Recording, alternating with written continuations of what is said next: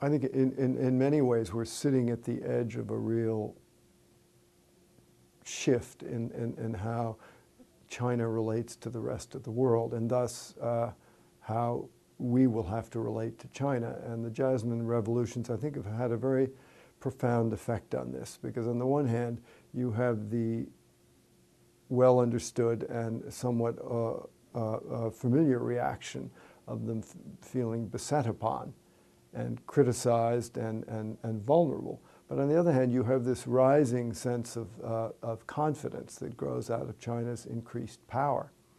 So I think we're arrived at a point where the old patterns of when Western countries negotiate with China, it's always done from a position of sort of superior power, wealth, and position. Now the playing field has somewhat leveled, and China is not willing any longer to play this role of inferior.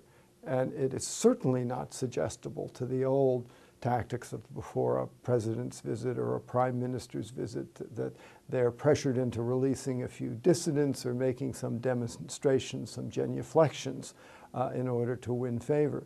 Now they've adopted a much more rigid, firm, and combative posture.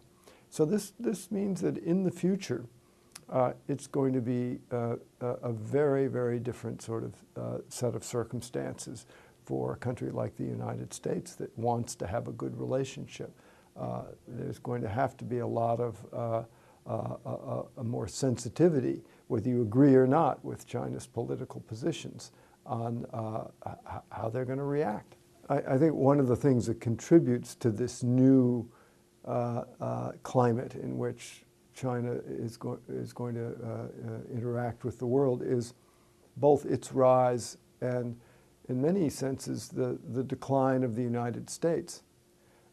Not only does the United States not have a lot of money to throw around, but I think its model as a good example of even of certain kinds of democratic practices is somewhat tarnished. So this makes it very, very difficult to be teaching, much less preaching, as the exemplar of a way that we'd like to see China imitate.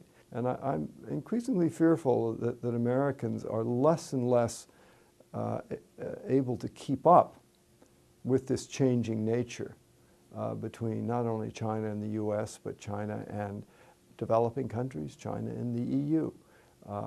It isn't any longer enough to ask if you like what China is doing, if you agree with its model, its form of governance. The question that we also have to ask is, how do you best deal with it? How do we best come to some kind of an accommodation to deal with the critical global problems like nuclear proliferation, climate change, world trade, global health issues from which there is no escape?